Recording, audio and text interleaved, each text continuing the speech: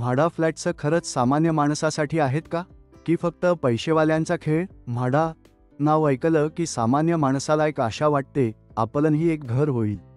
पण खरंच हा प्रकल्प सामान्य लोकांसाठी आहे का, की तो फक्त त्या लोकांसाठी बनला आहे ज्यांच्याकडे आधीच पैसा आहे?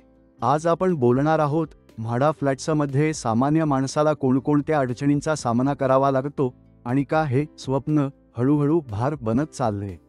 तसेच आपण पाहणार आहोत EMD पासून लोन, मेंटेनन्स आणि एजंटपर्यंत म्हाडा फ्लॅट मिळवण्यामागचं खरं वास्तव. म्हाडा सुरू झालं तेव्हा उद्दिष्ट एकच होतं, सामान्य माणसाला घर मिळवून देणं. पण आता बहुतांश प्रोजेक्ट्स 20 ते 40 लाखांदरम्यान आहेत. ज्याला 15 लाखांपेक्षा जास्त किंमतीचं घर परवडत नाही तो सुरुवातीलाच बाहेर पडतो.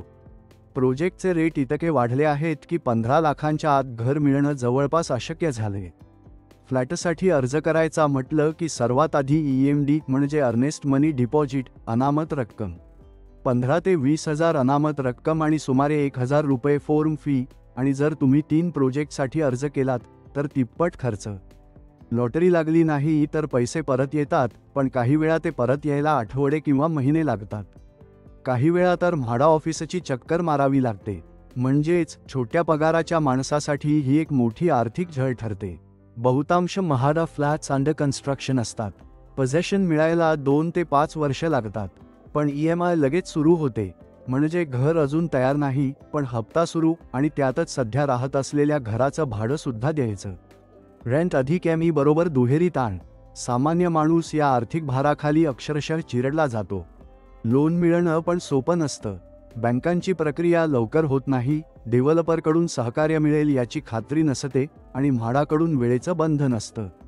शिवाय लॉटरीमध्ये अर्ज करायचा म्हटलं की किमान 4 रुपये ते 5 लाख रुपये रेडी ठेवावे लागतात. रजिस्ट्रेशन, स्टॅम्प ड्युटी, शिफ्टिंग इत्यादींसाठी.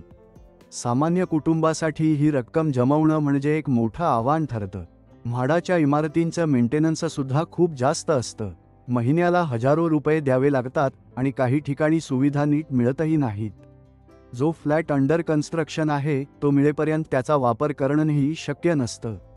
म्हणजे फ्लॅट तुमच्या नावावर असला तरी तुम्ही त्याचा प्रत्यक्ष फायदा घेऊ शकत नाही. आता मात्र चर्चा अशी आहे की म्हाडा ही 5 वर्षांची विक्रीची अट काढून टाकणार आहे. याचा सरळ फायदा इन्व्हेस्टर्सना होईल. ते फ्लॅट लगेच विकून नफा कमावतील किंवा भाड्याने देतील.